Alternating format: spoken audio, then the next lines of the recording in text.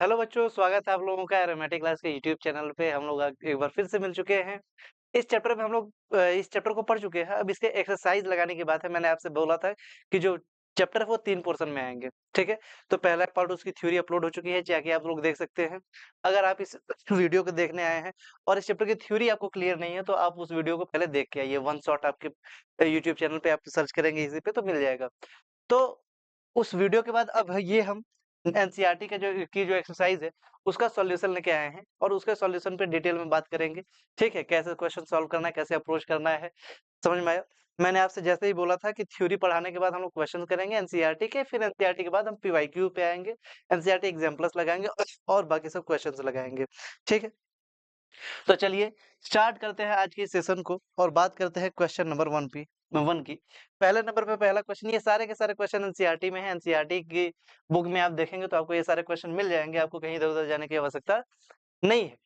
तो हमारा जो पहला क्वेश्चन है, what is the force between two small charge sphere having charge 2 × 10⁻⁷ coulomb and 3 × 10⁻⁷ coulomb placed 30 centimetre apart in air. देखिए, हमने अभी तक जितनी पढ़ाई की है, उसमें हमको कूलॉम्स लॉ पढ़ने को मिला है, जो कि होता है formula K Q1 Q2 upon में R²। 2 चार्ज दिया गया है, दोनों के बीच की डिस्टेंस दी गई है और पूछा गया है कि दोनों के बीच में जो लगने वाला फोर्स है, वो कितना होगा? देखिए, ये एक स्फीयर, ये दूसरा स्फीयर, इनके सेंटर के बीच में जो डिस्टेंस है वो 30 सेंटीमीटर है, ठीक है? 30 सेंटीमीटर को अगर आप चाहें तो 3 × 10⁻⁻1 मीटर भी लिख सकते हैं, ठीक? और यहाँ से बाकी वैल्यू भी दी गई होगी, जैसे कि चार्ज इस पे 2 × 10⁻⁷ कूलॉम्ब है और यहाँ पे 3 × 10⁻⁷ कूलॉम्ब है, ठीक है? तो 2 चार्ज दिए होंगे, 2 एक डिस्टेंस दी गई है। अब आपको फ़ॉर्मूला छोड़ के सब कुछ दिया गया है, फ़ॉर्मूले में वैल्यू पुट करिए, आंसर आ जाएगा। इसमें क्या बात करनी है? K की वैल्यू क्या है? 9 × 10⁹ तो F बराबर 9 × 10⁻9 हो जाएगा। Q1 की वैल्यू 2 × 10⁻7 हो जाएगी।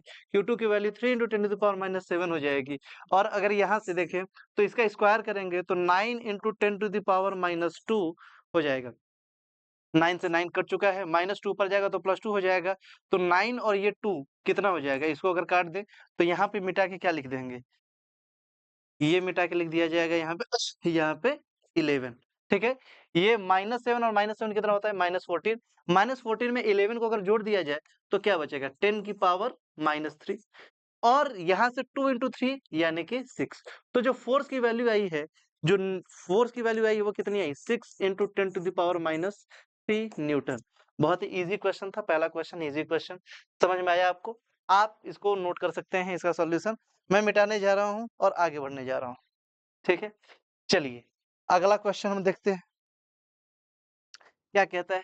बोला गया है the electrostatic force on a small sphere of charge 0.4 micro coulomb due to another small sphere of charge -0.8 micro coulomb in air is 0.2 Newton.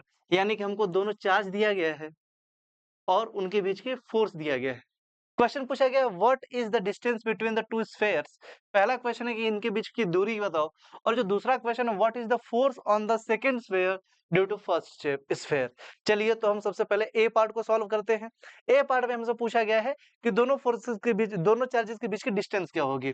देखिए, ये है आम जिंदगी 0.4 माइक्रो कूलम्ब, ठीक है? मिटा के अच्छे से लिखते हैं। ये है 0.4 माइक्रो कूलम्ब। यहाँ पे एक चार्ज है, इसकी वैल्यू कितनी है? -0.8 माइक्रो कूलम्ब, ठीक है? इसको क्या बोल सकते हैं? इसको चलो, जो भी बोल सकते हैं देखा जाएगा बाद। इनके बीच की जो डिस्टेंस है वो डिस्टेंस हमसे पूछी गई है और बोला गया है इनके बीच में लगने वाला जो फोर्स है, उस फोर्स की वैल्यू है 0.2 न्यूटन। अगेन कुछ नहीं करना है, हमारे पास कूलम्ब्स फॉर्मूला है K Q1 Q2 अपॉन में R², ठीक है? हम इस फॉर्मूले को अप्लाई करेंगे और हमारा आंसर आ जाएगा। 0.2 newton is the force equals to 9 × 10⁻9 और Q1 की वैल्यू 0.4 माइक्रो कूलम्ब है। इसको मैं 4 × 10⁻5 कूलम्ब लिख देता हूँ। 0.4 × 10⁻6 0.4 माइक्रो कूलम्ब को क्या लिखते हैं? 0.4 × 10⁻6। मैं डेसिमल को इधर लेके चला जाता हूँ, सॉरी 4 -5 नहीं -7 होगा, ये मेरी गलती है, माय बैड। तो क्या हो जाएगा ये 4 × 10⁻⁻7 कूलम, ठीक है। Q1 की वैल्यू होगी, इनटू में जो Q2 है इसकी वैल्यू ही रखते हैं, तो ये हो जाएगा 8 × 10⁻⁻7 कूलम अपॉन में R का स्क्वायर। हमको R की वैल्यू नहीं पता है, वही पूछी गई है, पता होती तो पूछी क्यों जाती। तो यहाँ से आर स्क्वायर की वैल्यू क्या हो जाएगी 9 × 10⁹ मल्टीप्लाइड बाई 4 × 10⁻⁻7 मल्टीप्लाइड बाई 8 × 10⁻⁻7 और अपॉन फोर्स को लिख सकते हैं 2 × 10⁻⁻1। चलिए सॉल्व करने की बारी है। इसको 2 से 2 काटा जा सकता है, -1 ऊपर जाएगा तो ये 9 को क्या कर देगा 10 कर देगा, ठीक है। इसको हटा देते हैं और यहाँ पे लिख देते हैं, और यहाँ पे लिख देते हैं 10⁻10। ध्यान से देखो ये -7 कितना हो जाएगा -14, -14 और 10 यानी कि ये बचेगा 10⁻⁻4 और ये 2 × 8 और इंटू में 9, 2 × 8 कितना हो जाएगा 16। हम लिख लेते हैं 9 × 16 × 10⁻⁻4। तो आर स्क्वायर की वैल्यू कितनी आई √9 × 16 × 10⁻⁻4। अंडर रूट से बाहर निकालेंगे तो 9 बाहर आ जाएगा तो 3 हो जाएगा, 16 बाहर आएगा तो 4 हो जाएगा और 10⁻⁻4 बाहर आएगा तो 10⁻⁻2 हो जाएगा। 3 × 4 करेंगे तो कितना आ जाएगा 12 × 10⁻2 मीटर और 12 सेंटीमीटर इज द आंसर, ठीक है। तो जो ए पोर्शन है उसका आंसर कितना आया 12 सेंटीमीटर। आपसे पूछा गया है कि force exerted what is the force on the second sphere due to first sphere. देखो दोनों दोनों जो पार्टिकल्स है दोनों पे जो फोर्स लगता है वो इक्वल लगता है। अगर 0.2 न्यूटन इस पे लगा है तो 0.2 न्यूटन इस पे भी लगेगा, बस डायरेक्शन का खेल होता है, डायरेक्शन अपोजिट होती है पर इक्वल वैल्यू ऑफ फोर्स क्या होता है इक्वल ही होता है। तो इसका आंसर 0.2 न्यूटन है, इसको सॉल्व करने की कोई आवश्यकता नहीं है। चलिए आगे बढ़ते हैं, इसको नोट कर लीजिए, काफी सिंपल क्वेश्चन था। आगे बढ़ते हैं और देखते हैं क्वेश्चन नंबर 3 को। क्वेश्चन नंबर 3 है check that the ratio of ke² upon में GME/MP इज द डायमेंशनलेस। पूछा गया है ke² अपॉन में GME/MP को डायमेंशनलेस प्रूव करना है या चेक करना है। चलो करते हैं। मान लेते हैं कि ये जो रेशियो है इसकी ये एक क्वांटिटी बोलते हैं जिसको बोलते हैं C।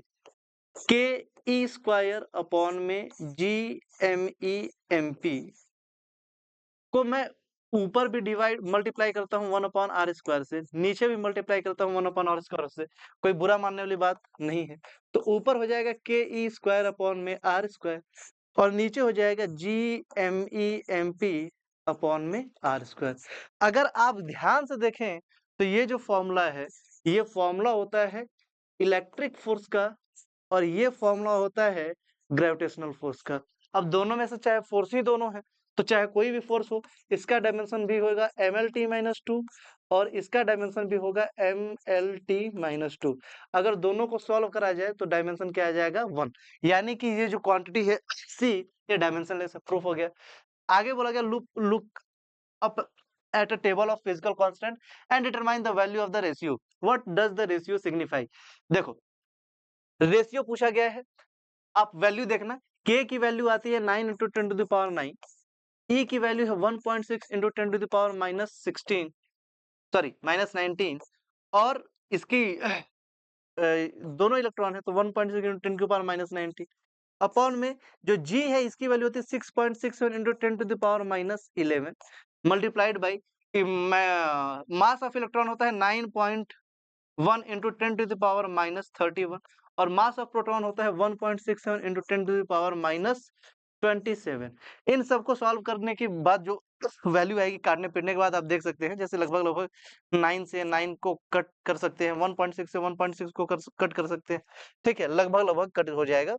यहाँ पे ऊपर बचा है -9 यानी कि -38, ये हो जाएगा 1.6 × 10⁻38 ऊपर हो जाएगा और नीचे क्या बचेगा 6.67 × 10⁻, यहाँ पे देखते हैं -27 -31 और -11, ठीक है। तो -11 और -27 कितना हो जाएगा -38 और उसमें -31 और जोड़ना है तो ये हो जाएगा 9 और 6 -69, 10 टू द पावर -69। ऊपर जाएगा 69 तो ऊपर पॉजिटिव हो जाएगा, तो 69 में से अगर 38 को माइनस करा जाए तो ये 1 और 3 यानी कि 31 बचता है। तो इसकी वैल्यू जो आएगी 1.6 अपॉन में 6.67 इंटू 10 टू द पावर 31 आती है। ठीक है, लगभग लगभग अब इसको सॉल्व करके इसका आंसर निकाल सकते हैं। मैंने लगभग लगभग आंसर निकाला है। पूछा गया है ये रेशियो सिग्निफाई क्या करता है? ये रेशियो सिग्निफाई करता है कि इलेक्ट्रिक फोर्स या electrostatic force between two particle is way much stronger than the gravitational force. देखो दोनों का रेशियो क्या है, बहुत पॉजिटिव आया। इसका मतलब कि जो ग्रेविटेशनल फोर्स है वो इलेक्ट्रोस्टैटिक फोर्स के सामने बहुत वीक फोर्स है, बहुत ही छोटा, बहुत ही कमजोर फोर्स है। ठीक है, चलिए आई होप समझ में आया होगा आपको। सॉल्यूशन देख सकते हैं, नोट कर सकते हैं। आगे बढ़ते हैं हम लोग अपने अगले क्वेश्चन पे। Question number 4। क्वेश्चन नंबर 4 जरा पढ़िए ध्यान से। Explain the meaning of statement of electric charge of a body is quantize. ठीक है, बोला गया है कि पार्टिकल की जो किसी भी पार्टिकल के जो चार्ज होता है वो क्वांटाइज्ड होता है। अब इस चीज का मतलब क्या है, इसको समझने के लिए मैंने चैप्टर जब पढ़ा रहा था मैं, तो क्वांटाइजेशन ऑफ चार्ज बताया था। क्वांटाइजेशन ऑफ चार्ज बताते वक्त मैंने बताया था कि दो तरह की क्वांटिटीज होती हैं, एक रेगुलर क्वांटिटी होती है और एक डिस्क्रीट क्वांटिटी होती है। तो ये कैसी क्वांटिटी है? डिस्क्रीट क्वांटिटी होती है। यानी कि अगर किसी चार्ज को बोला जाए कि किसी पार्टिकल के पास चार्ज है, तो वो चार्ज की वैल्यू प्लस माइनस एनी यानी चार्ज ऑफ इलेक्ट्रॉन के इंटीग्रल के इंटीजर के मल्टीपल के बराबर हो जाता है, यानी इंटीग्रल मल्टीपल के बराबर होता है। इसका मतलब कोई भी बॉडी है वो जो जितना भी चार्ज ली रही होगी वो n, यानी कि ये n एक इंटीजर है, तो बोलेंगे वो इलेक्ट्रॉन के इंटीग्रल मल्टीपल के बराबर ही चार्ज हो सकता है। ठीक है, तो ये स्टेटमेंट यही बताता है कि electric charge of body is quantized का मतलब है कि वो क्वांटाइज्ड यानी कि डिस्क्रीट क्वांटिटी के फॉर्म में आते हैं। उसके पास कुछ भी चार्ज नहीं हो सकता, उसके पास जो भी चार्ज होगा वो इलेक्ट्रॉन का इंटीग्रल मल्टीपल होगा। दूसरा है why can any ignore quantization of electric charge when dealing with macroscopic that is large scale charge. जब चार्ज की वैल्यू बहुत बड़ी होती है, Q की वैल्यू वे वे वे स्ट्रॉन्गर देन E या ज्यादा है E से, तो हम क्वांटाइजेशन ऑफ चार्ज को इग्नोर कर देते हैं। रीजन क्या है?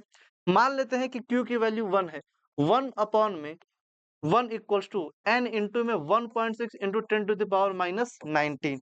तो अगर मैं इसको सॉल्व करूं तो n की वैल्यू क्या आती है? 1 अपॉन में 1.6 इंटू 10 टू पावर -19, ये 10 की पावर -19 ऊपर जाएगा तो 10 की पावर +19 हो जाएगा। और 10 की पावर +19 हो जाने का मतलब होता है कि एक के बाद 1 2 3 4 5 6 8 9 10 11 12 13 14 15 16 17 18 19 ऐसे जीरो लगे हम 1.6 डिवाइड करना, तो कहीं ना कहीं जाके ये कट ही जाता है। ठीक है, ये कहीं ना कहीं जाके n की वैल्यू एक इंटीजर आ ही जाती है, इसलिए हम मैक्रोस्कोपिक लेवल पे क्वांटाइजेशन ऑफ चार्ज को इग्नोर कर देते हैं। ठीक है, चलिए आगे बढ़ते हैं। क्वेश्चन नंबर 5 को देखते हैं। क्या कहता है क्वेश्चन नंबर 5? हमसे कुछ कहने की कोशिश करता है। When a glass is rubbed with a silk cloth charges appear on both, a similar phenomena is observed with many pairs of body, explain how this observation is consistent with law of conservation of energy. देखिए बहुत सारी ऐसी bodies है, मान लेते हैं ये glass rod है और यहाँ पे एक सिल्क का क्लॉथ है। जब दोनों को रब करते हैं तो दोनों दोनों पे कुछ ना कुछ चार्ज आता है। जो भी चार्ज आता हो, होता क्या है कि यहाँ से जो जो ग्लास रॉड होती है, वहां से जो कुछ इलेक्ट्रॉन, यहाँ से जो कुछ इलेक्ट्रॉन होते हैं ये फ्लो करके इधर आ जाते हैं। और अगर इलेक्ट्रॉन कहीं से फ्लो करके इधर आया है तो जहां पे इलेक्ट्रॉन पहुंचता है वहां पे निगेटिव चार्ज बना देता है। ठीक है, यहाँ पहुंचा तो यहाँ पे क्या कौन सा चार्ज बना देगा? Negative charge. और यहाँ पे कौन सा चार्ज बना देगा? Positive charge. चूंकि यहीं के इलेक्ट्रॉन यहाँ पे गए हैं, तो अगर मैं दोनों चार्जेस को सम कर दूं वापस से, तो जो क्यू नेट आएगा वो वापस से क्या आ जाएगा? 0। ये कंजर्वेशन ऑफ चार्ज हमसे क्या कहता है कि चार्जेस को कभी बनाए या खराब नहीं कर सकते हैं। चार्जेस केवल एक बॉडी से दूसरी बॉडी तक ट्रांसफर हो सकते हैं। तो यहाँ पर जब भी इतने सारे पेयर जो दिए गए हैं, इसमें क्या होता है? चार्ज एक बॉडी से दूसरी बॉडी तक ट्रांसफर हो जाता है। और जब चार्ज का ट्रांसफर होता है तो वहां पर conservation of Charles law apply होता है, यानी एक जगह से चार्ज जितना कम होगा दूसरी जगह पे चार्ज उतना बढ़ेगा। ठीक है, आइए क्वेश्चन नंबर 1.6 को देखते हैं, छठे क्वेश्चन को।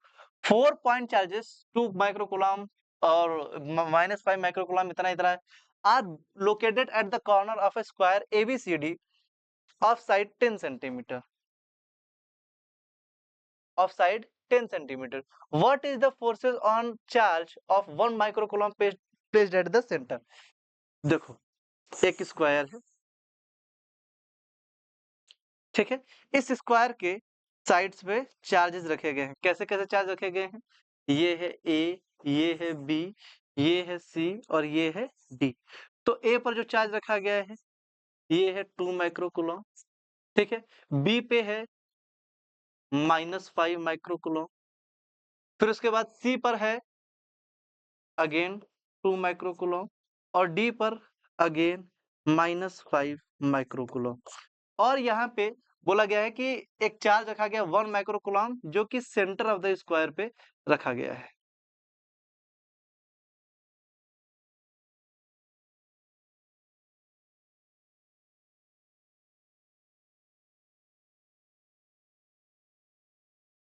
ये रहा इसका सेंटर ऑफ द स्क्वायर, ये रहा इसका सेंटर और यहाँ पे कितना चार्ज रखा गया है 1 माइक्रोकूलम। पूछा गया इस पे नेट फोर्स कितना लगेगा। देखो ये 2 माइक्रोकूलम की वजह से इस पे रिपल्सन होगा, इसको मान लेते हैं F। यहाँ से डिस्टेंस R है तो ये डिस्टेंस भी R होगी। इस F की वैल्यू क्या होगी K Q1 Q2 अपॉन में R स्क्वायर, ठीक है। K तो K रहने देते हैं, Q1 की वैल्यू 2 है, Q2 की वैल्यू 1 है अपॉन में R स्क्वायर है। इस फोर्स को भी देखें तो इसकी वजह से रिपल्सन इधर की तरफ होगा और इसकी वैल्यू भी F की वैल्यू कितनी आ जाएगी K इंटू में 2 इंटू में 1 अपॉन में R स्क्वायर। यानी ये इसके द्वारा लगाया गया फोर्स इधर और इसके द्वारा लगाया गया फोर्स इधर, इसको FA और इसको FC बोलते हैं। तो FA and FC are equal and opposite in direction. और जब डायरेक्शन में अपोजिट है तो एक दूसरे को कैंसिल आउट कर देंगे। यहाँ पे देखो यहाँ पे चार्ज -5 और दोनों के बीच जो डिस्टेंस है वो भी R और R। तो ये वाला इधर रिपेल करेगा, ये वाला इधर रिपेल करेगा, यानी कि FB is equal to FD and opposite in direction. और जब डायरेक्शन में अपोजिट है तो ये वाला फोर्स भी इसको ये दोनों फोर्स भी एक दूसरे को कैंसिल आउट कर देंगे। तो जो नेट फोर्स होगा वो क्या हो जाएगा 0, यानी कि बीच पे लगे हुए चार्ज पे कोई भी फोर्स नहीं लग रहा है। समझ में आया? सिंपल सा क्वेश्चन है, ऐसे क्वेश्चन आते रहते हैं। इसमें क्या लगाना होता है, आपको पढ़ाया गया है प्रिंसिपल ऑफ सुपरपोजिशन और प्रिंसिपल ऑफ सुपरपोजिशन में यही सब बातें बताई गई थी कि किसी एक चार्ज पे जो नेट फोर्स लगता है वो कई सारे चार्जेस के सम के बराबर होता है, ठीक है। आइए हम लोग अगली बात करते हैं। And question number 7, an electrostatic field line is a continuous curve that is a field line can not have sudden breaks, why not, क्यों नहीं। मान लो ये एक इलेक्ट्रिक फील्ड मैंने बनाई है, तो इलेक्ट्रिक फील्ड बनाते वक्त क्या करते हैं हम, एक टेस्ट चार्ज को लेते हैं और उस टेस्ट चार्ज को यहाँ से मूव करते हैं। मान लो ये चार्ज यहाँ गया, यहाँ गया, यहाँ गया, यहाँ गया, यहाँ के बाद अचानक से चार्ज गायब हो गया और जैसे ही गायब होगा फिर यहाँ से प्रकट होगा। क्या ऐसा पॉसिबल है, हो सकता है रियलिटी में कि ट्रेस चार्ज जा रहा है अचानक से गायब हो गया और गायब होकर कुछ थोड़ी देर बाद प्रकट हो गया? क्या ये प्रैक्टिकली पॉसिबल है? नहीं पॉसिबल है। और अगर प्रैक्टिकली पॉसिबल नहीं है इसलिए कभी भी ब्रेक्स इलेक्ट्रिक फील्ड लाइंस में कभी ब्रेक नहीं हो सकते, सडन ब्रेक्स। आगे explain why two electric field lines never cross each other at a point. तो यहाँ पर मान लेते हैं कि वो क्रॉस करती हैं। अगर क्रॉस करती हैं तो यहाँ पर टेंजेंट ड्रॉ करेंगे तो इधर आएगा और इसका टेंजेंट इधर आएगा और tangent drawn at any point on electric field represent the net direction of electric field at that point. ध्यान से सुनना, नेट डायरेक्शन की बात कर रहा हूं। इसका मतलब कि यहाँ पर जो चार्ज है इस पर नेट फोर्स दोनों डायरेक्शन में लगेगा, यानी कि इस चार्ज को एक साथ दो दो डायरेक्शन में जाना पड़ेगा। यहाँ से चार्ज आया और टेंटन है इधर और इधर दोनों जगह साथ में चल रहा है। क्या चार्ज है या रजनीकांत है, एक साथ दो दो डायरेक्शन में कैसे चल सकता है? और अगर ऐसा नहीं चल सकता है तो ये सिचुएशन भी पॉसिबल नहीं है, ठीक है। ये हो गया दोनों क्वेश्चन का आंसर। चलिए आगे बढ़ते हैं, क्वेश्चन नंबर 8 की बात करते हैं। बोला गया है 2 point charges QA QB are located 20 centimetre apart in vacuum, what is the electric field at the mid point of the line AB joining. देखो ये है, ये है, ये है। अच्छा, यहाँ पर जो चार्ज है QA उसकी वैल्यू कितनी है 3 माइक्रोकूलम। यहाँ पर जो चार्ज है QB, इसकी वैल्यू है -3 माइक्रोकूलम। बोला गया है इनके बीच की जो सेपरेशन है 20 सेंटीमीटर, तो यहाँ से मैं बीच के डिस्टेंस 10 सेंटीमीटर और 10 सेंटीमीटर लिख देता हूँ। पूछा गया है कि नेट फील्ड की वैल्यू बताओ मिड पॉइंट पे। मिड पॉइंट पर इसकी वजह से जो फील्ड होगी वो इधर होगी, नेगेटिव की वजह से जो फील्ड होगी वो भी इधर होगी। चार्ज बराबर है तो ध्यान से देखो तो दोनों की electric field E1 will be equal to E2, और E1 इक्वल टू E2 होगी तो E नेट की वैल्यू क्या लिख सकते हैं, E1 प्लस E2 या फिर इक्वल टू 2E1। तो हमको क्या करना है, केवल E1 की वैल्यू निकालनी है और 2 से मल्टीप्लाई कर देना है। तो 2 इंटू में E1 की वैल्यू क्या हो जाएगी, K, यानी कि 9 × 10⁻⁹, और Q चार्ज कितना है 3 माइक्रोकूलम, यानी 3 × 10⁻⁻6, और फिर उसके बाद डिस्टेंस 10 सेंटीमीटर यानी कि 10⁻⁻1, और 10⁻⁻1 का स्क्वायर हो जाएगा 10⁻⁻2। तो ये 10⁻⁻2 ऊपर जाएगा तो +2 हो जाएगा। 9 × 2, 9 × 3 कितना हो जाएगा 27, 27 में 2 का मल्टीप्लाई करेंगे तो कितना हो जाएगा 54, और इंटू में ये 2 ऊपर जाएगा तो 9 और 2 को जोड़ के क्या हो जाएगा 11, 11 में से 6 माइनस होगा तो कितना हो जाएगा 10 की पावर 11 में से 6 माइनस होगा तो कितना हो जाएगा 5, या फिर लिख सकते हैं 5.4 × 10⁻6, ठीक है, न्यूटन पर कूलम। इतनी इलेक्ट्रिक फील्ड होगी इसके मिड पॉइंट पे। आगे बोला गया if a negative test charge of magnitude इतना coulomb is placed this point, what is the force experienced by the test charge. तो एक चार्ज को पुट कर दिया गया है, ये हो गया ए पार्ट। एक चार्ज को पुट कर दिया गया, पूछा गया उस पर नेट फोर्स क्या लगेगा, तो एफ नेट बराबर क्या होता है, क्यू क्यू इंटू में ई नेट, ठीक है। तो चार्ज कितना बोला गया है 1.5 इंटू 10⁻⁻9, और फिर इलेक्ट्रिक फील्ड की वैल्यू कितनी आई है हमारी 5.4 इंटू 10⁻6, ठीक है। तो मल्टीप्लाई कर सकते हैं हम, 0 हो जाएगा, और 75 और 6 यानी कि 81, यहाँ पे मल्टीप्लाई हो जाएगा, 10⁻⁻9 और 6 करेंगे तो -3 आ जाएगा, यानी जो आंसर आएगा वो आएगा 8.1 इंटू 10⁻³ न्यूटन। समझ में आया, इतना फोर्स लगेगा, सिंपल क्वेश्चन, नोट कर लीजिए। समझ में आया, समझ में आया कि नहीं आया, चलिए आगे बढ़ते हैं। क्वेश्चन बहुत इजी इजी हैं, इसको आप बस एनसीईआरटी एक्सरसाइज के जो सवाल है ना वो बहुत इजी है। आपको जब भी चैप्टर पढ़ाया जाए तो एनसीईआरटी की एक्सरसाइज खुद से सॉल्व कर लिया करो, उसका सॉल्यूशन कहीं मत देखा करो, पहले खुद से सॉल्व कर लिया करो, जब ना आए तो सॉल्यूशन देखा करो, ठीक है। फिर बाद में जो बाकी क्वेश्चन एग्जाम्पलर हैं, एग्जाम्पल के क्वेश्चन पीवाईक्यूज है, उनको किया करो। इसके क्वेश्चन बहुत बेसिक है। आगे देखो, a system has two charge QA and QB located at point इतना and इतना respectively, what is the total charge and electric dipole moment of the system। देखो बोला गया है कि एक एक्सिस हम बना लेते हैं, ठीक है, ये एक्स एक्सिस और वाई एक्सिस। बोला गया QA इतना है, QB इतना है, और लोकेशन है 0 0 -15 सेंटीमीटर। तो अगर मैं इसको जेड एक्सिस मान लूं तो कोई दिक्कत है क्या, तो अगर जेड एक्सिस मान ले तो इधर वाली जो एक्सिस होगी ये क्या हो जाएगी -z हो जाएगी, ठीक है। तो यहाँ पर पॉइंट है A और यहाँ पर एक पॉइंट है B, यहाँ से ओरिजिन से इसकी डिस्टेंस 15 सेंटीमीटर और ये भी पीछे की तरफ है 15 सेंटीमीटर, ठीक है। यहाँ का जो चार्ज है Q, उसकी वैल्यू है 2.5 इंटू 10⁻⁻7 कूलम, और यहाँ के चार्ज की वैल्यू है -2.5 इंटू 10⁻⁻7 कूलम।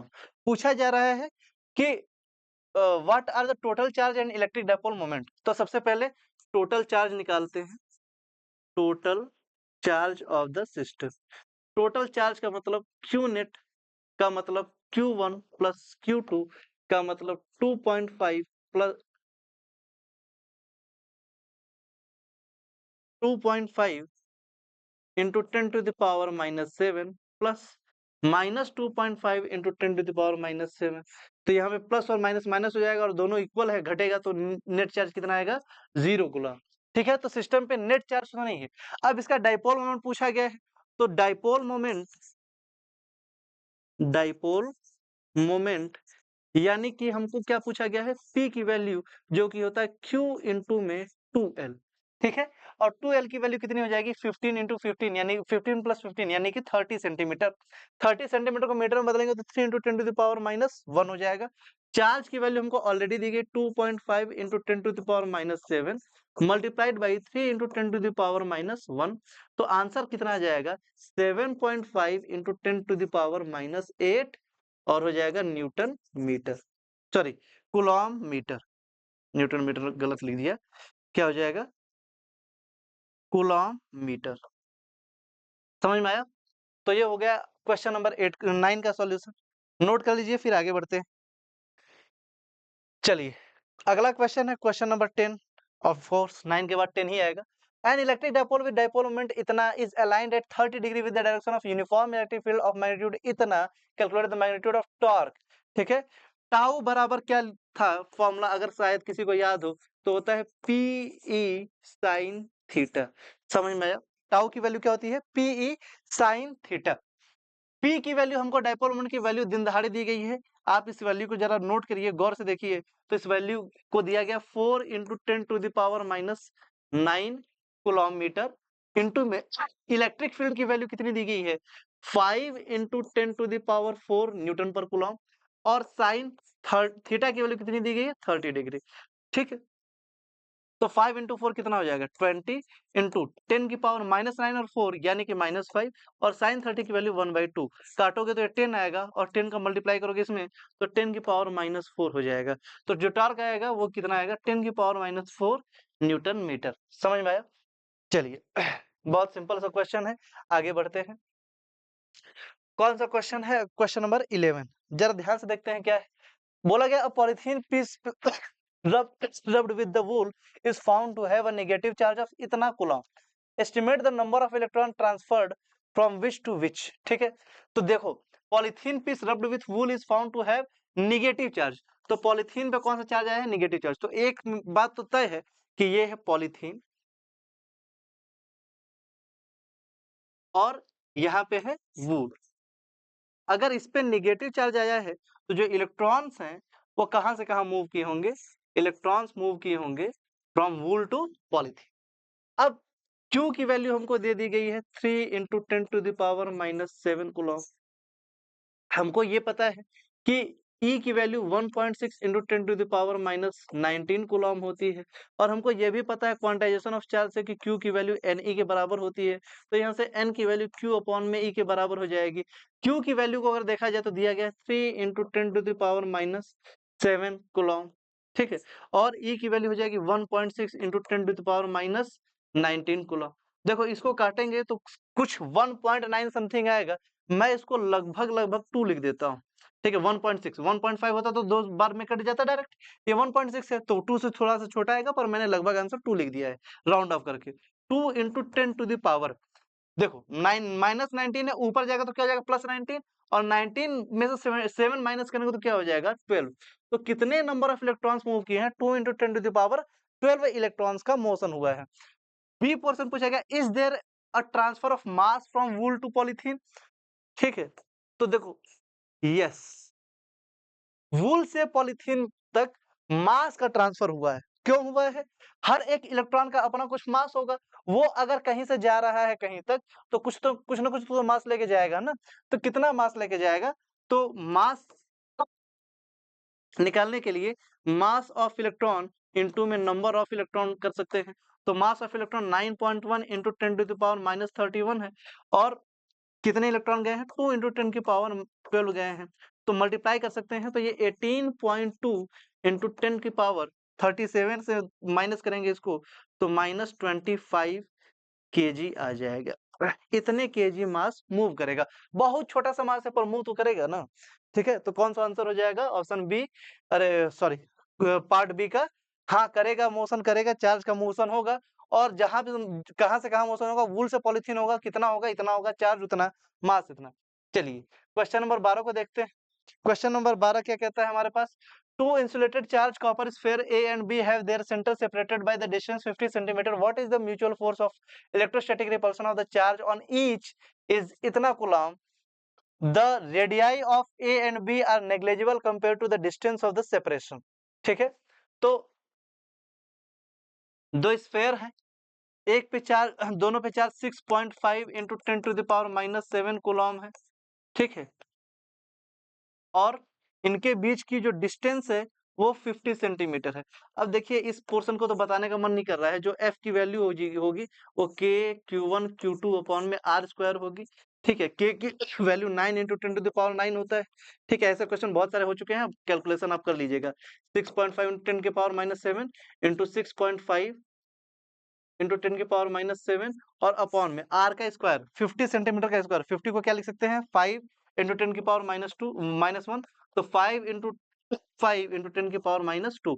अब इसको कैलकुलेट कर लीजिएगा, आंसर आ जाएगा। पूछा गया what is the force of repulsion if each sphere is charge double the above amount and the distance between them is half. देखो तो मान लेते हैं ये एफ है और जो न्यू फोर्स आएगा बी की वैल्यू उसको हम एफ डैश मान लेते हैं।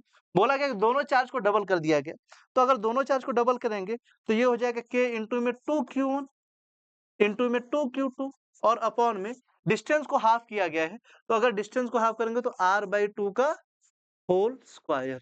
तो ये 2 इंटू 2 कितना हो जाएगा 4K Q1 Q2 अपॉन में r स्क्वायर अपॉन में 4 हो जाएगा। इस 4 को ऊपर ले जाएंगे तो ये हो जाएगा 16K Q1 Q2 अपॉन में r स्क्वायर। अब जो भी वैल्यू आई है उसका 16 टाइम्स मल्टीप्लाई हो जाएगा, तो इस वैल्यू इसको कैलकुलेट करके इसका आंसर निकालेंगे आप लोग। जो भी आंसर आएगा उसमें 16 का मल्टीप्लाई कर देंगे, वो बी का आंसर होगा। समझ में आया? आसानी क्वेश्चन है सबको सारे। आगे देखते हैं क्वेश्चन नंबर 13 को। क्वेश्चन नंबर 13 में पूछा गया फिगर 1.30, ये फिगर आपको दिखाई पड़ रहा है, हाँ ठीक है। shows tracks of three charged particle in a uniform electrostatic field. Give the sign of three charges. Which particle has the highest charge to mass ratio? देखिए सबसे पहली बात है कि जो पार्टिकल पॉजिटिव चार्ज की तरफ अट्रैक्ट हुआ है वो निगेटिव होगा, और जो चार्ज निगेटिव की तरफ अट्रैक्ट हुआ है वो पॉजिटिव होगा। एक क्वेश्चन तो हो गया। पूछा गया है कि चार्ज टू मास रेशियो किसका ज्यादा है। देखिए Q/m यानी कि स्पेसिफिक चार्ज की बात कर रहा है। देखो चार्ज और जिसका हम ऐसे लिख सकते हैं F बराबर ma होता है और F बराबर ही QE भी होता है। तो यहाँ से ma बराबर QE हो गया, तो A बराबर हो जाएगा Q अपॉन में m इंटू में E। तो जिसका चार्ज टू मास रेशियो सबसे ज्यादा होगा एक्सेलरेशन सबसे ज्यादा होगा, और एक्सेलरेशन अगर सबसे ज्यादा होगा तो डिफ्लेक्शन सबसे ज्यादा होगा। तो सबसे ज्यादा डिफ्लेक्शन किसका हुआ है 1 का, तो charge 1 has highest charge to mass ratio, highest charge to mass ratio. समझ में आया? आसान बात है, इसी को स्पेसिफिक चार्ज बोलते हैं। आपको याद हो मैंने एक प्रॉपर्टी पढ़ाई थी जब चैप्टर में पढ़ा रहा था, तो स्पेसिफिक चार्ज मैंने एक प्रॉपर्टी पढ़ाई थी। मैंने बताया चार्ज और मास के रेशियो का बड़ा काम आता है, यहाँ पे नहीं, इस क्वेश्चन में कोई काम नहीं आया है। बस इतना इस क्वेश्चन को अगर पता होता तो ऐसे ही सॉल्व कर लेते। क्वेश्चन वो काम आता है कुछ अगले टॉपिक्स में। क्वेश्चन नंबर 14 पे आते हैं। क्वेश्चन नंबर 14 हमसे क्या कहता है, कहाँ चले गए? हाँ, क्वेश्चन नंबर 14 हमसे क्या कहता है, consider a uniform electric field इतना Newton per coulomb, what is the flux of this field through a square of 10 centimetre side. देखिए फ्लक्स का फॉर्मूला होता है इलेक्ट्रिक फील्ड इनटू में एरिया। अब हमको सब कुछ दिया तो गया है, इलेक्ट्रिक फील्ड की वैल्यू 3 इंटू 10⁻³ हो जाएगी। अच्छा साइड है 10 सेंटीमीटर, तो 10 सेंटीमीटर को हम लिख सकते हैं 10⁻⁻1 मीटर। तो इसका एरिया निकालेंगे तो साइड का स्क्वायर होगा, यानी 10⁻⁻1 का स्क्वायर, यानी 10⁻2 मीटर स्क्वायर। मल्टीप्लाई करो 10⁻2 मीटर स्क्वायर का मल्टीप्लाई होगा तो ये 3 इंटू 10⁻1 बचेगा, यानी 30। और इसका फ्लक्स की यूनिट क्या लिख सकते हैं, इलेक्ट्रिक फील्ड का न्यूटन पर कूलम इंटू में मीटर स्क्वायर, तो न्यूटन मीटर स्क्वायर पर कूलम। हाँ, चलिए आगे बढ़ते हैं। बोला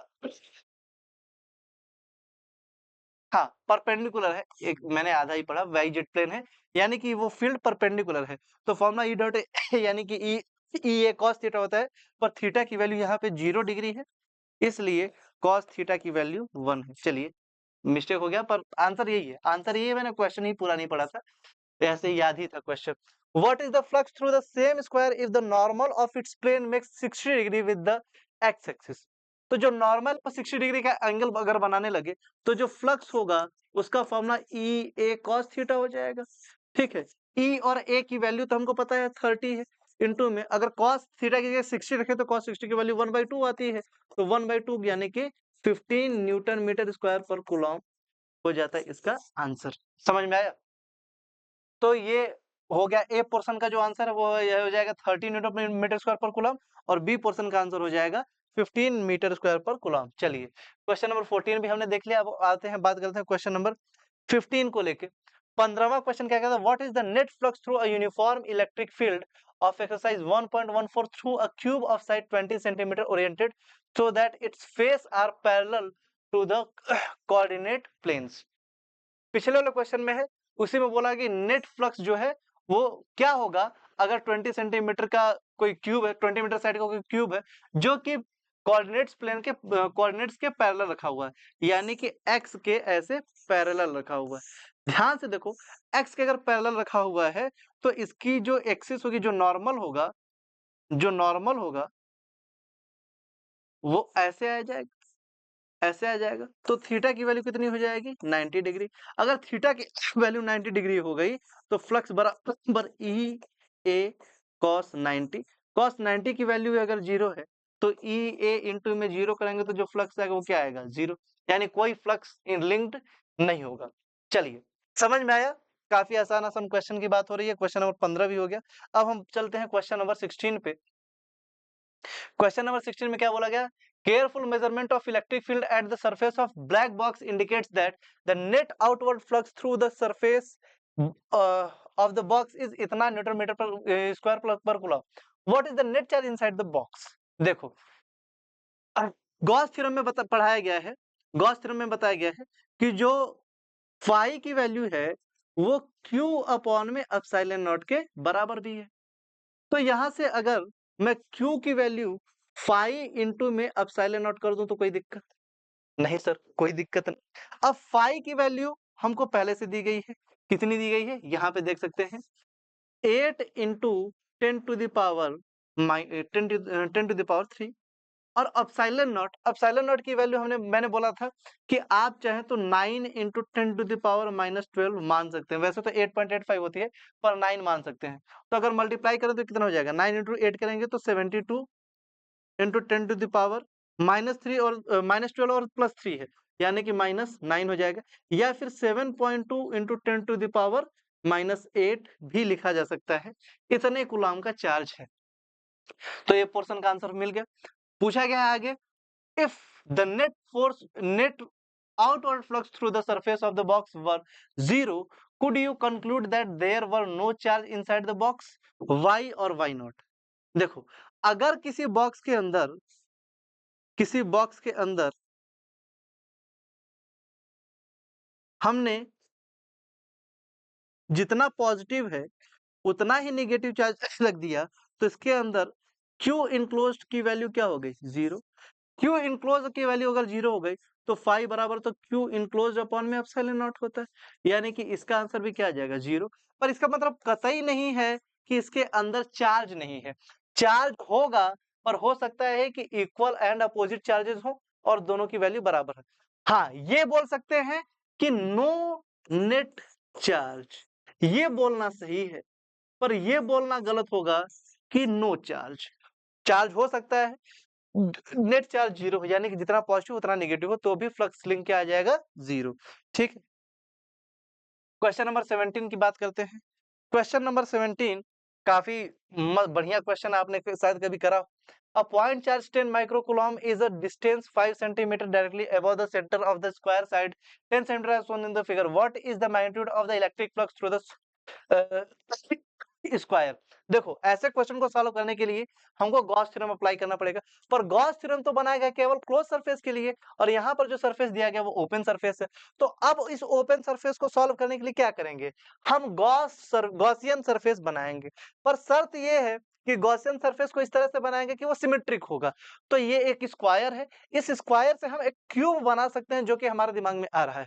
कैसे बनाएंगे क्यूब, ये रहा गॉसियन सरफेस का स्क्वायर, यहाँ पे पार्टिकल है, ये लो, ये लो, ये लो, ये लो, ठीक है।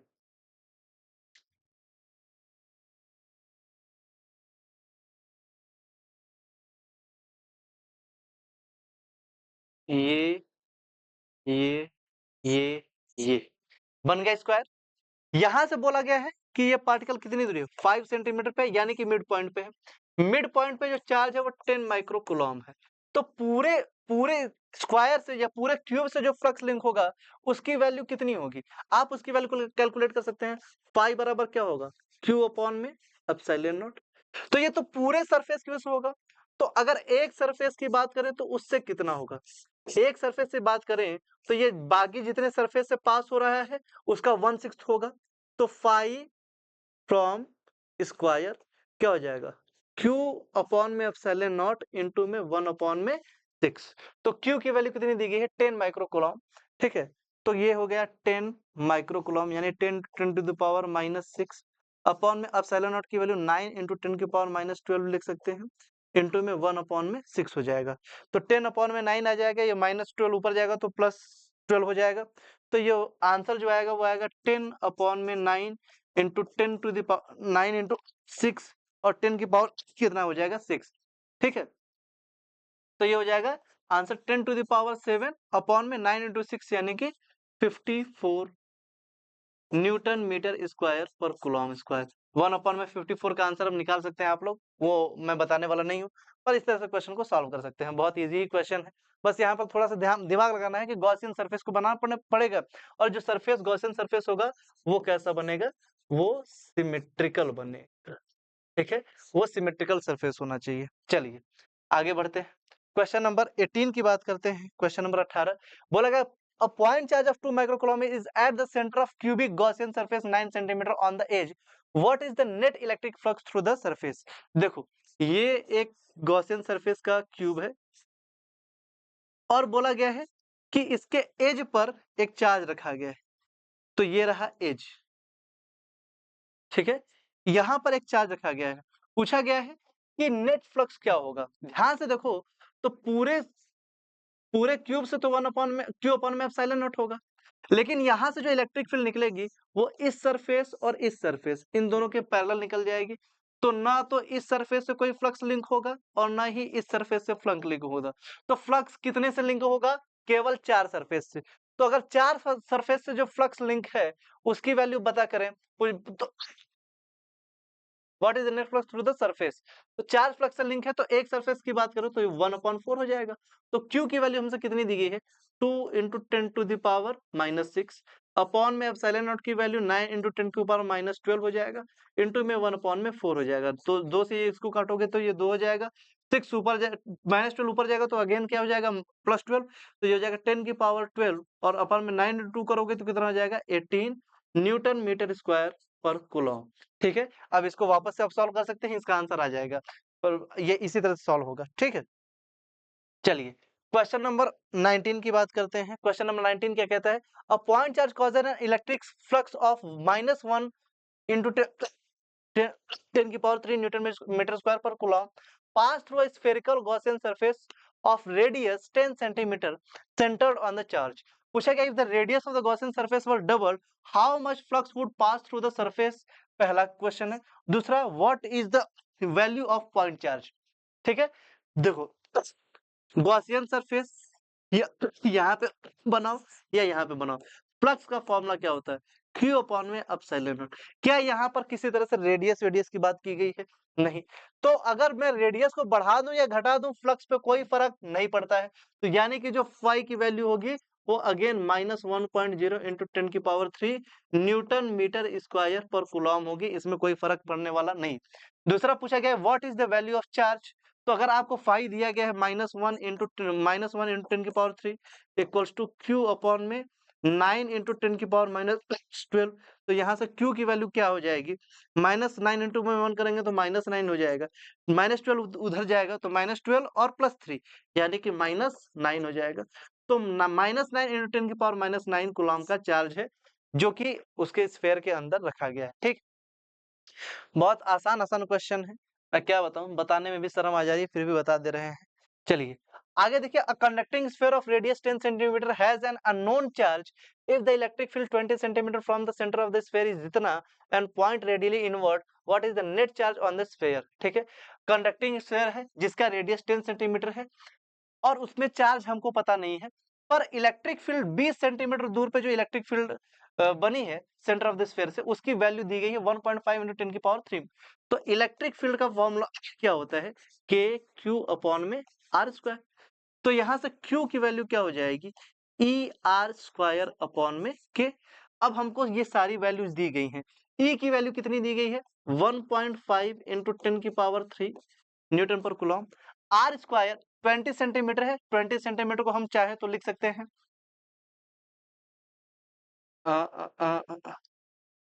Electric field 20 centimetre from the centre. हाँ ठीक है, तो चाहे तो अगर हम लिख सकते हैं 20 सेंटीमीटर को 2 इंटू 10⁻⁻1 मीटर।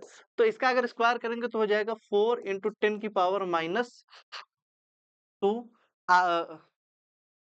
अच्छा ई आर स्क्वायर, हाँ, और अपॉन में के, यानी 9 इंटू 10⁹ अब इसको काटेंगे तो ये 4 बार में कटेगा और ये 4 से 4 कट जाएगा, तो फिर 9 को ऊपर ले जाएंगे तो -9 हो जाएगा। तो -9 और -2 कितना हो जाएगा? -11, -11 प्लस 3 कितना हो जाएगा? तो 10⁻⁻8 कूलम का चार्ज। ठीक है, या फिर इसको चाहे तो 10⁻⁻2 माइक्रो कूलम भी बोल सकते हैं। इतना चार्ज वहां पे रखा गया है, समझ में आया? क्वेश्चन नंबर, हाँ, निगेटिव चार्ज है, रेडियली इनवर्ड है, तो कौन सा चार्ज होगा? Negative charge. तो Q की वैल्यू कितनी होगी? -10⁻⁻2 माइक्रोकूलम। ठीक है, चलिए आगे बढ़ते हैं, क्वेश्चन नंबर 21 पे आते हैं, देखते हैं क्या कहता है क्वेश्चन नंबर 21। बोला है uniformly charge conducting sphere of 2.4 metre diameter has a surface charge density of 80 microcoulomb per metre square. ठीक है, find the charge on the sphere. देखो, सिग्मा बराबर आपको बताया गया Q by A, surface charge density. तो यहाँ से सरफेस चार्ज डेंसिटी में सिग्मा की वैल्यू दी गई है 80 माइक्रोकूलम पर मीटर का स्क्वायर इक्वल्स टू, हमको कंडक्टिंग स्फीयर का चार्ज, कंडक्टिंग स्फीयर है तो इसका डायमीटर दिया गया 2.4 मीटर, तो इसका जो रेडियस होगा वो कितना हो जाएगा? 1.2 मीटर। रेडियस 1.2 मीटर है, तो इसका जो सरफेस एरिया है, स्फीयर का सरफेस एरिया, वो होता है 4 पाई आर का स्क्वायर, यानी कि 4 पाई और 1.2 का स्क्वायर हो जाएगा, ये एरिया आया। तो यहाँ से 80 इक्वल्स टू लिख सकते हैं Q अपॉन में 4 पाई इंटू में 1.2 का स्क्वायर। तो यहाँ से जो चार्ज की वैल्यू निकल के आ जाएगी 80 इंटू में 4 पाई इंटू में 1.2 का स्क्वायर, यानी कि 1.44 हो जाएगा।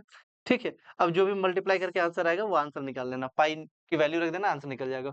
What is the total electric flux leaving the surface of the sphere. ठीक है, तो कंडक्टिंग स्फीयर है, इसमें पूछा गया है कि कितना फ्लक्स लीव कर रहा है सरफेस को। तो जो चार्ज है वो टोटल इतना है, तो जो फ्लक्स लीव करेगा वो कितना होगा? तो फ्लक्स का फॉर्मूला तो होता है Q अपॉन में एप्सिलॉन नॉट। तो Q की वैल्यू हम क्या बोलेंगे? अच्छा, Q अपॉन एप्सिलॉन नॉट, इसमें Q इनक्लोज होता है। तो अगर हम सरफेस को इनक्लोज करेंगे, ऐसे सरफेस को इनक्लोज करेंगे, तो जो सारे चार्ज है वो तो बाहर, वो तो सरफेस पे ही है, सरफेस पे ही। तो अगर हम बात करें कि कितना फ्लक्स लिंक करेगा, तो Q इनक्लोज ही जब 0 है, तो जो फ्लक्स लिंक होगा वो भी कितना हो जाएगा? 0। ठीक है, आगे बढ़ते हैं, क्वेश्चन नंबर 21 हो गया हमारा। अब क्वेश्चन नंबर 22 की बात करते हैं। Question number 22, an infinite line of charge produced by field of 9 10 की power 4 Newton per coulomb at a distance of 2 centimetre, calculate the linear charge density. Linear charge density की वैल्यू पूछी गई है, infinite line charge है और हमसे electric field की value दे दी गई। तो E बराबर होता है K लेमडा या फिर इसको ऐसे लिख सकते हैं, के लैम्डा नहीं लिखते हैं, हम इसको जिसका फॉर्मूला दूसरे फॉर्मेट में लिख सकते हैं। ठीक है, अगर आपको याद हो तो ये लीनियर चार्ज डेंसिटी का जो फॉर्मूला आता है इलेक्ट्रिक फील्ड का, वो आता है लैम्डा अपॉन में 2 पाई एप्सिलॉन नॉट आर। ठीक है, तो इसको क्या लिख सकते हैं, 2 लैम्डा अपॉन में 4 पाई एप्सिलॉन नॉट आर, यानी कि के इंटू में 2 लैम्डा बाई में आर। तो ई की वैल्यू दी गई है हमको कितनी, 9 into 10 to the power 4 equals to K की वैल्यू हो जाएगी 9 into 10 to the power 9 into में 2, तो 2 है। लेमडा की वैल्यू हमको नहीं पता, वो पूछी गई है, और आर की वैल्यू दी गई 2 सेंटीमीटर, तो इसको मीटर में बदलेंगे तो हो जाएगा यहाँ से 2 इंटू 10 की पावर -2 मीटर। ठीक है, तो यहाँ पे 2 से 2 कट जाएगा, 9 से 9 कट जाएगा। ठीक है, -2 इसको काटेगा तो ये -2 ऊपर जाएगा तो ये 11 कर देगा इसको, तो लेमडा की वैल्यू 10 की पावर 4 अपॉन में 10 की पावर 11 है। ठीक है, 11 ऊपर जाएगा तो -11 हो जाएगा, -11 प्लस 4 करेंगे तो कितना आ जाएगा, 10 की पावर -7 कूलम आ जाएगा। तो जो लीनियर चार्ज डेंसिटी है, ठीक है, उसकी वैल्यू कितनी आ जाएगी, 10 की पावर -7, सॉरी कूलम नहीं, कूलम पर मीटर। ठीक, क्वेश्चन मतलब इसी क्वेश्चन में पुट करके सॉल्व करेंगे, आंसर आ जाए। ठीक है, चलिए क्वेश्चन नंबर 23 और आई होप आखिरी क्वेश्चन है एनसीईआरटी का। बोला गया, two large thin metal plates of parallel and close to each other on their inner faces, the plates have surface charge density of opposite sides and magnitude इतना 17 into 10 की पावर -22 coulomb per metre square. What is E in the outer region of the first plate. देखो, ये रहा parallel plate capacitor, outer reason में जो electric field की value होती है वो हमेशा कितनी होती है, 0। तो ये तो कहानी खत्म, पहला portion. In the outer region of the second plate, तो ये फर्स्ट प्लेट सेकंड प्लेट दोनों पे कितना हो जाए, 0। तीसरा बिटवीन द प्लेट, तो बिटवीन द प्लेट की जो वैल्यू होती है इलेक्ट्रिक फील्ड की वैल्यू, वो होती है सिग्मा अपॉन में एप्सिलॉन नॉट, 2 एप्सिलॉन नॉट। ठीक है, एक प्लेट से होगी सिग्मा अपॉन में 2 एप्सिलॉन नॉट, दूसरे प्लेट से भी होगी सिग्मा अपॉन 2 एप्सिलॉन नॉट, तो दोनों प्लेट का मिला के कितना हो जाएगा, सिग्मा अपॉन में एप्सिलॉन नॉट। तो सिग्मा की वैल्यू तो हमको दी गई 17 इंटू 10 की पावर -22, और एप्सिलॉन नॉट की वैल्यू कितनी हो जाएगी, 8.85 इंटू 10 की पावर -12। ठीक है, इसको काटेंगे तो लगभग लगभग दो बार में 17 कट जाएगा, और -12 ऊपर जाएगा तो +12 हो जाएगा, तो -22 + 12 यानी कि 2 into 10 to the power 10 newton per coulomb, इतनी इलेक्ट्रिक फील्ड होगी बिटवीन द प्लेट्स। ठीक है, तो ये रहा आपका 23 क्वेश्चन का सॉल्यूशन, और इसी के साथ टोटल सारे के सारे जितने भी क्वेश्चन है वो सारे सॉल्व हो गए हैं। किसी में भी किसी तरह का डाउट रह गया हो तो आप कमेंट सेक्शन में लिख के पूछ सकते हैं, और किसी तरह की दुविधा हो, दिक्कत हो, परेशानी हो तो बताइएगा। आपका आपके चैनल पर जो अगला वीडियो आएगा इस चैप्टर से लेके, वो बोर्ड में आए हुए पीवाईक्यूज और कुछ अदर क्वेश्चन के बारे में हम इस अगले वीडियो को अपलोड करेंगे। तब तक के लिए पढ़ते रहिए, मुस्कुराते रहिए। बहुत बहुत धन्यवाद।